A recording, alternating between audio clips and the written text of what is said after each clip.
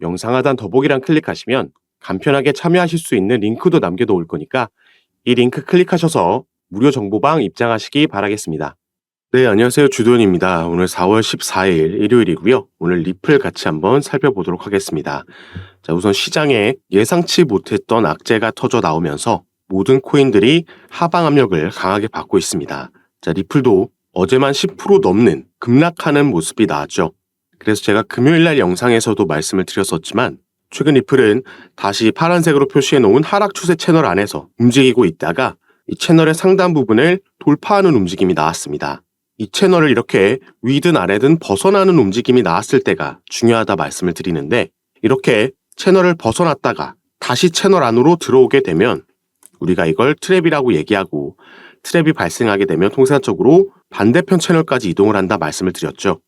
그래서 이게 트랩이 아니려면 이렇게 채널 상단의 지지를 받고 추가 상승력이 나와줘야지 이 채널을 무효화시키면서 새로운 상승 추세 채널을 만들 수 있겠다 말씀을 드렸었는데 예기치 못한 시장의 악재로 인해서 트랩이 발생하게 됐고 정확하게 채널 반대편까지 이동한 모습입니다. 다만 이건 리플뿐만 아니라 모든 코인들이 지금 차트를 보면서 기술적으로 예상 가능한 범위 안에서 움직이고 있는 게 아니고 변수로 인한 하락이 나온 거기 때문에 이 악재가 어떻게 진행되냐에 따라서 지금 이 하락 추세 채널도 충분히 벗어나는 움직임이 나올 수 있다 보여지는데요. 자, 일단 지금 시장에 들어와 있는 악재는 바로 이 부분이죠. 여러분들도 다들 뉴스를 통해 접하셨겠지만 이란과 이스라엘의 지정학적 리스크로 인해서 전쟁 발발로 인해서 시장이 하방으로 충격을 받고 있다 볼 수 있겠습니다. 이렇게 지정학적 리스크가 발생하게 되면 통상적으로 투자자들은 안전 자산에 쏠리는 움직임을 이전부터 반복적으로 보여줬습니다. 그래서 지금 오르고 있는 게 바로 금이라는 안전 자산이죠. 그런데 우리가 이전 최근 사례들을 살펴봤을 때 러시아 전쟁이 우크라이나와 발발했을 때도 당연히 안전 자산인 금의 가격은 상승을 했었습니다. 그리고 이후에 미국의 전통 은행들이 파산하는 사태가 일어났을 때도 마찬가지였죠. 이 두 가지 이슈 모두 처음에는 시장이 지금과 같이 하방으로 충격을 받았었지만 이후에 코인은 금의 행보를 따라가는 모습을 보여줬었습니다.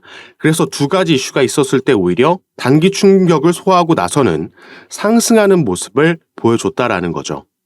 그래서 지금 이란과 이스라엘뿐만 아니라 여기에 미국이 어떻게 대응하는지 여기에 따라서 추가 하락이 나올 수 있겠지만 다음 주 안에는 충분히 반등하면서 회복하는 모습도 기대해 볼 수가 있는 겁니다.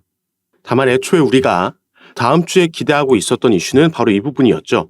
홍콩에서 비트코인 그리고 이더리움의 현물 ETF를 승인할 수 있다. 그래서 빠르면 4월달 안에 비트코인 ETF가 거래될 수 있고 이더리움 같은 경우에는 5월 거래 전망된다. 이런 속보가 전해졌었는데 이 부분도 변수로 등장한 게 있습니다.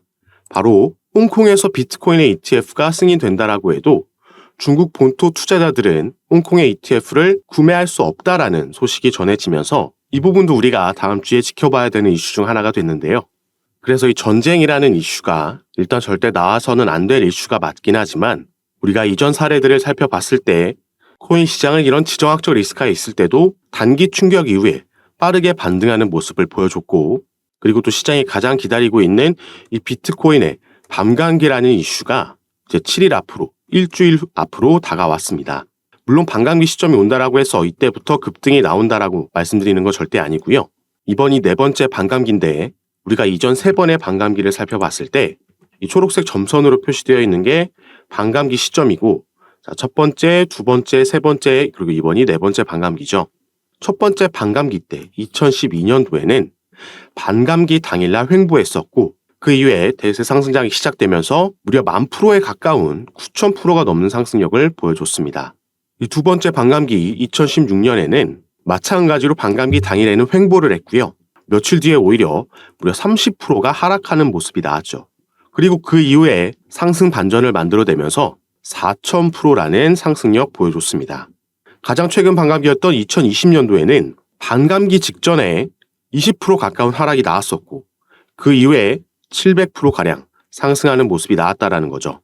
그리고 사실 지금도 비트코인 같은 경우에는 이 지정학적 리스크가 발생했음에도 최근 4일 동안 5% 정도밖에 하락하지 않은 지지라인을 지켜주는 모습을 가져가고 있습니다. 이 부분 아무래도 현물 ETF가 승인되고 나서 대규모 기업들의 자금이 유입됐기 때문에 이전과 같은 꽤 큰 폭의 하락은 나오지 않았다라는 걸 확인해 주는 부분이고요.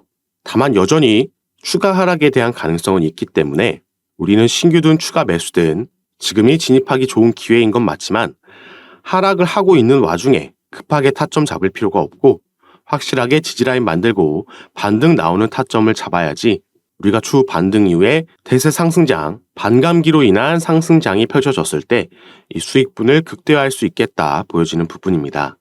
그리고 지금 시장에 들어온 악재는 이 기술적인 차트 트레이딩에만 의존할 수 없는 변수가 발생을 한 거고 또 현재 진행 중인 이슈이기 때문에 앞으로 또 추가적으로 어떤 이슈가 나오는지 이런 부분도 확인하고 시장은 여기에 어떻게 대응하는지 파악해서 제가 가장 빠르게 카톡방에서 실시간으로 대응 도와드리면서 타점과 비중 공유해드리고 함께 매매를 진행할 예정이니까 여러분들께서도 이런 정보들 받아보시면서 너무 걱정하지 마시고 오히려 기회라 생각하시고 평균 단가 관리하고 비중 조절하는 시간을 조금 가져가시기 바라겠습니다.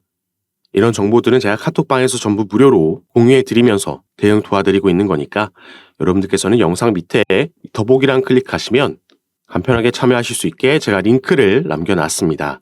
이 위에 있는 링크 클릭하시면 저에게 문자 보내실 수 있도록 화면이 전환되고요. 여러분들께서는 전송 버튼만 눌러주시면 제가 문자 확인하는 대로 순차적으로 연락드려서 카톡방 초대를 도와드릴 거고 그 밑에 있는 링크 통해서도 동일하게 참여가 가능하십니다. 여러분들께서 편하신 방식으로 연락 주셔서 함께 이 반등 시점 잡으면서 또 정보들도 빠르게 받아보시면서 투자 판단에 참고하시기 바라겠습니다. 자, 그리고 이런 와중에 리플 같은 경우에도 당장 이번 달에 또 소송 이슈가 여전히 남아있죠. 그래서 소송 부분은 어떻게 진행되고 있고 또 우리가 리플을 조금 거시적으로 중장기적으로 봤을 때 어떤 기대해 볼 만한 소식이 있는지 같이 한번 살펴보도록 하겠습니다.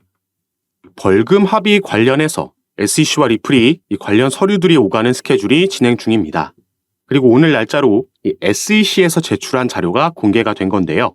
자, 이 자료가 200페이지가 넘는 어마어마한 자료이기 때문에 일단 중요한 핵심 포인트만 말씀드리자면 어제 공개됐던 그 벌금의 액수, SEC 측에서 요구한 벌금의 액수는 20억 달러였습니다.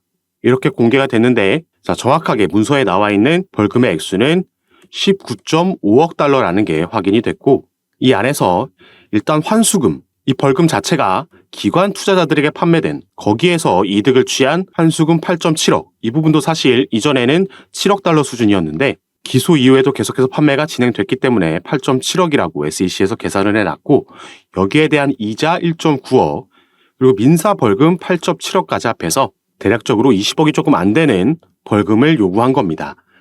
그리고 여기에 대해서 어제 날짜로 리플 진영의 법률 최고 책임자 이 스튜어트 알데로티가 뭐라고 본인의 SNS 계정에 올렸는지 간략하게 먼저 살펴볼 건데요. 자, as you will see when the SEC brief is made public tomorrow. 내일 공개되면 여러분들도 보게 되겠지만 they asked the judge for 2 billion in fines and penalties. 2 billion이라는 벌금을 법원에 요청했다. 판사에게 요청했다 나와 있고 자, 쭉 이어집니다. Our response will be filed next month. 다음 달에 우리의 답변서가 제출되겠지만 But as we all have seen time and again 우리가 계속해서 지켜봐 왔듯이 This is a regulator that trades in statements that are false, mischaracterized and designed to mislead. 이 규제 기관은 허위 사실을 얘기하고 왜곡하며 오해할 수 있도록 발언한다 나와 있습니다. 그리고 The SEC remains bent on wanting to punish and intimidate Ripple and the industry at large. SEC는 지금 리플을 벌하고 위축시키려고 하고 있는데 이건 리플뿐만 아니라 크게 봤을 때는 이 시장 전체를 이렇게 하고 싶어 한다. 그리고 마지막에는 법원에서 이 구제 단계를 공평하게 진행할 거라고 믿는다. 이렇게 마무리를 했습니다. 자, 20억 달러 이 SEC에서 요구한 이 벌금 규모는 작년에 비해 무려 3배가 증가한 규모입니다. 자, 작년에 나온 기사죠. SEC가 당시에는 7.7억 달러를 요구했습니다. 당시에 우리나라 돈으로는 약 1조 원 벌금으로 요구를 한 거고 이번에 20억 달러로 올라간 거죠. 무려 3조를 지금 벌금으로 요구한 겁니다. 자, 그러면은 이 3조를 내면 리플과 SEC가 합의하고 소송 끝나는 거냐? 그게 아닙니다. 이건 합의금을 요구한 게 아니라 벌금을 요구한 겁니다. 그래서 다음 달에 리플도 리플의 입장을 밝히는 이 브리핑 자료를 제출할 거고 리플에서도 액수를 제시하겠죠.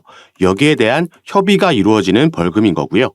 벌금 협의가 먼저 이루어지어야지 그 이후에 우리가 합의를 기대해 볼 수 있는 거겠죠. 다만 리플은 현재까지 알려진 바로는 이 소송을 진행하는 데 2억 달러를 지출했다 알려져 있습니다. 그런데 당연히 우리가 이 법률 최고 책임자의 반응에서도 알 수 있듯이 절대 20억 달러를 내고 이 벌금 금액에 합의할 리가 만무하다 보여지는 거죠. 작년에 7.7억 달러라는 이 액수의 벌금을 요구했을 때도 터무니없는 금액이다 말씀드린 바가 있습니다. 실제로 SEC가 암호화폐 기업들과 이런 소송을 통해서 벌금 협의를 벌인 케이스들이 몇몇 있는데 이 정도의 큰 규모로 벌금을 받아냈던 적도 없고 지금 20억 달러는 정말 말도 안 되는 터무니없는 수치다 보여지는 거죠. 일단 이 부분은 무조건 이 금액을 내야 된다라는 게 아니라는 점, SEC가 일방적으로 요구한 금액이라는 점 먼저 말씀을 드리겠고요. 자, 중요한 건 아까 리플의 법률 최고 책임자가 얘기했듯이 자, 이 부분인데 SEC는 3월 22일까지 본인들의 브리핑 자료 제출을 했고 어제 3월 25일 날 양측이 만나서 어느 부분을 가리고 어느 부분을 공개할지 수정할 건 어느 게 있는지 이런 미팅을 가졌던 거고 여기서 이제 서류를 보면서 벌금 액수를 확인했던 거죠. 자, 그리고 이 서류는 내일 공개가 될 예정입니다. 그리고 여기에 대해서 리플도 이제 리플의 입장을 서류로 브리핑 자료로 제출하게 되고 그 날짜는 4월 22일이 되겠습니다.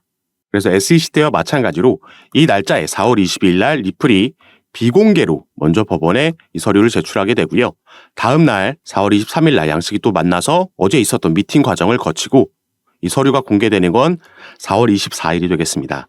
그 후에는 또 한 번 SEC가 여기에 대한 답변 서류를 제출하게 되고 이 과정을 거치게 될 건데 일단 오늘 공개된 이 벌금 요구 액수를 봤을 때 합의 관련해서 양측의 간극은 좁아진 게 아니라 더 넓어졌다라는 걸 우리가 확인할 수 있었고요.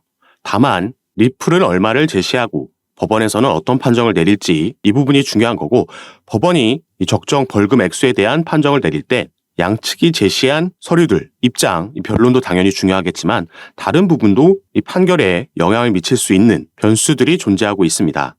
그리고 리플은 이 소송뿐만 아니라 올해 확실한 반등을 만들어낼 수 있는 또 한 가지의 상승 재료도 남아있다 보여지기 때문에 지금부터는 이 내용도 함께 보여드리면서 그 근거들 말씀을 드리도록 하겠습니다. 이 소송 이슈들 새롭게 업데이트되는 내용들 그리고 리플의 기술적인 분석과 타점 비중 같은 경우에는 카톡방에서 제가 공유해드리면서 가장 빠르게 대응 도와드리고 있으니까요. 여러분들께서는 영상 밑에 더보기란 클릭하시면 이 두 가지 링크 확인이 가능하실 겁니다.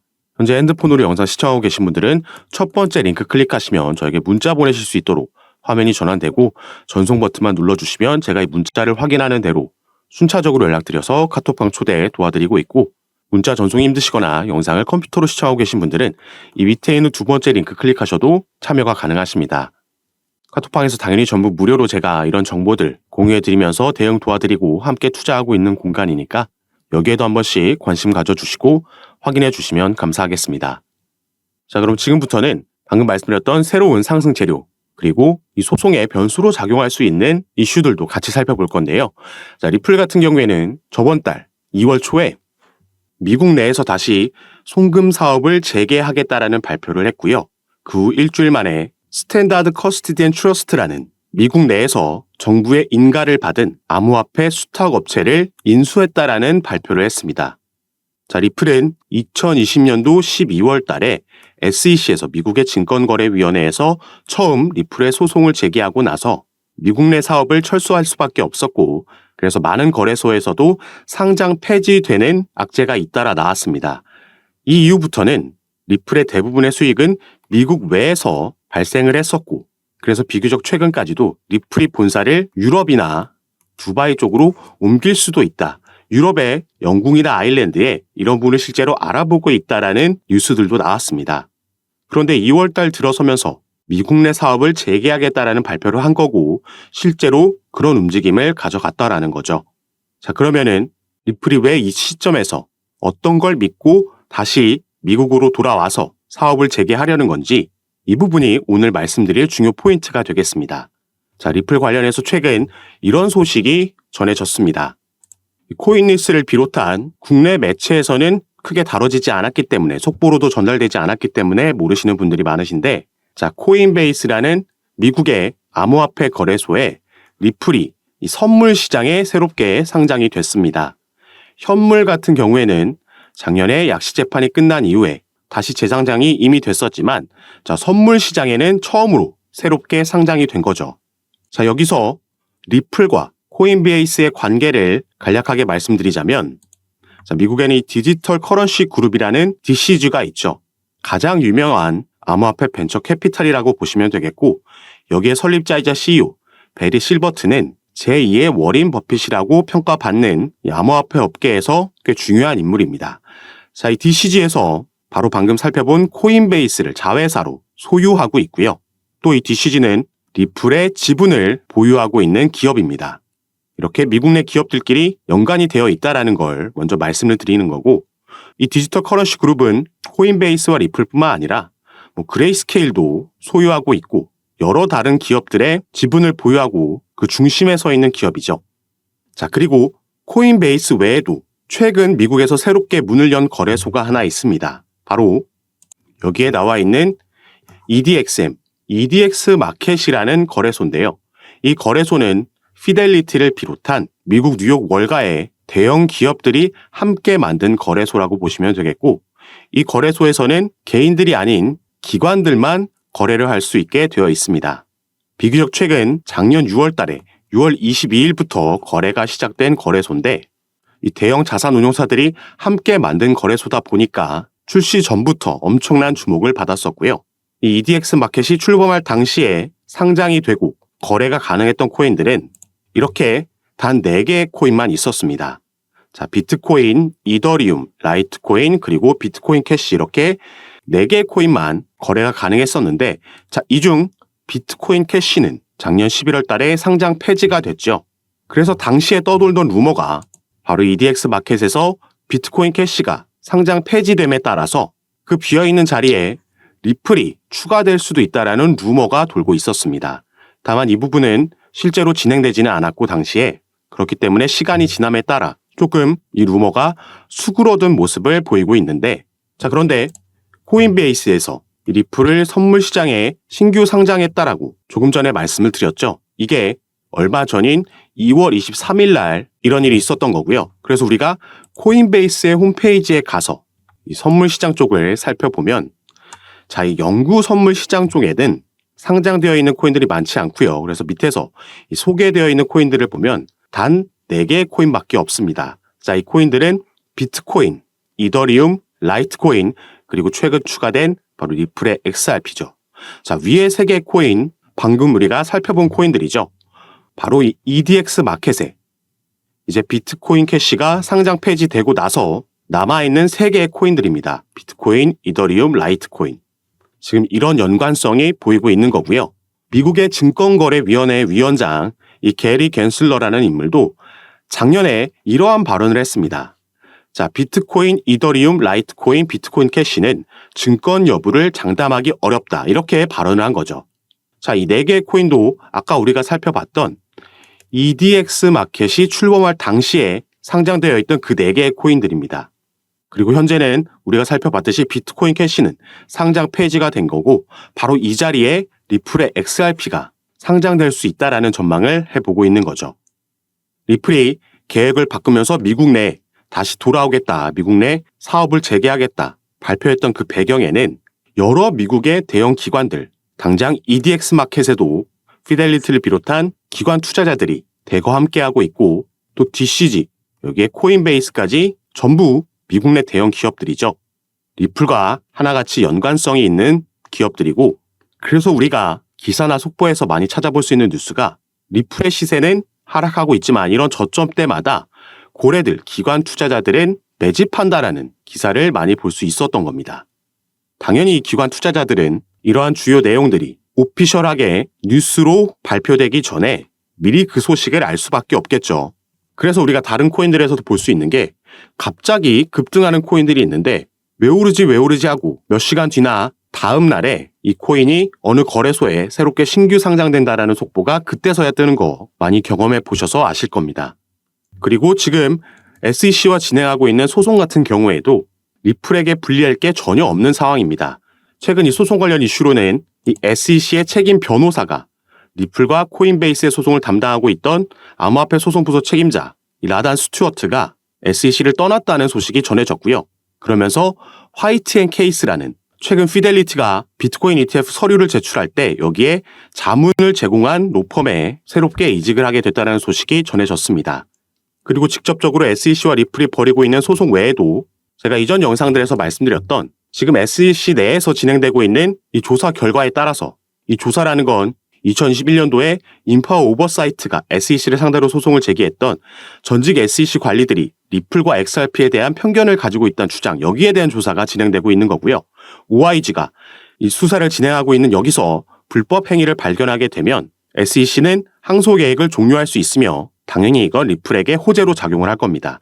이것뿐만 아니라 함께 진행되고 있는 SEC와 코인베이스의 소송에서 코인베이스는 현재 SEC가 미국 암호화폐 거래소를 규제할 법적 권한이 없다라고 주장하면서 기각 신청서 모션 투 디스미스를 제기를 한 상황입니다.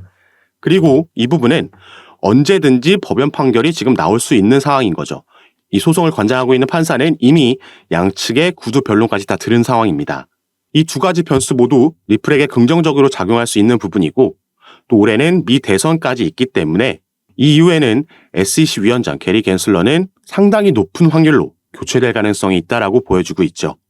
그리고 오늘 중점적으로 살펴본 이 EDXM 상장 이슈도 어마어마한 호재로 작용할 수 있습니다. 그래서 이 당시에 작년 6월 달에 EDX 마켓이 출범됐을 때 여기에 상장돼 있던 4개의 코인 당연히 엄청난 상승력 보여줬고요. 지금은 상장 폐지됐지만 이 4개의 코인 중 하나였던 비트코인 캐시는 단기간 안에 무려 이 당시에 200% 상승하는 모습을 보여줬습니다. 자, 리플이 만약에 여기에 상장되게 되면 당연히 비트코인 캐시보다 코인 시장에서는 시장의 주목을 많이 받고 상징적인 코인이 있기 때문에 지금은 우리가 상상도 할 수 없는 급등하는 모양새도 충분히 나올 수 있다 보여지는 부분이죠.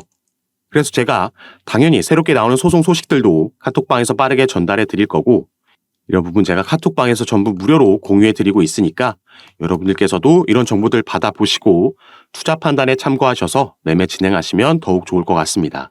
그리고 카톡방에서는 오늘 살펴본 리플뿐만 아니라 다른 이슈가 있는 코인들 마찬가지로 상담 도와드리면서 타점과 비중을 공유해 드리고 함께 매매 진행하고 있으니까 여러분들께서도 이런 부분 받아보시면서 조금 더 전략적으로 안전하게 함께 투자하실 수 있었으면 좋겠습니다. 자, 카톡방에 참여하시는 방법은요. 영상 밑에 더보기란 클릭하시면 간편하게 참여하실 수 있게 제가 링크를 남겨놨습니다. 여러분께서 지금 영상을 핸드폰으로 시청하고 계시다면 가장 위에 있는 링크 클릭하시면 저에게 문자 보내실 수 있도록 자동으로 화면이 전환이 될 거고요. 여러분들께서는 전송 버튼만 눌러주시면 제가 이 문자를 확인하는 대로 순차적으로 연락드려서 카톡방 초대를 도와드릴 거고 또 문자 전송이 힘드시거나 컴퓨터로 영상을 시청하고 계시다면 그 밑에 있는 링크로도 참여가 가능하십니다. 여러분께서 편하신 방식으로 연락 주셔서 제가 드리는 정보들 타점과 비중 받아보시면서 투자 판단에 참고하시고 매매 진행하시면 더욱 좋을 것 같습니다. 자, 그럼 오늘 내용이 여러분들께 도움이 되셨으면 하는 바람으로 영상 마무리하도록 할 거고요. 저는 다시 카톡방에서 여러분들 대응 도와드리고 상담 도와드리면서 찾아뵙도록 하겠습니다. 감사합니다.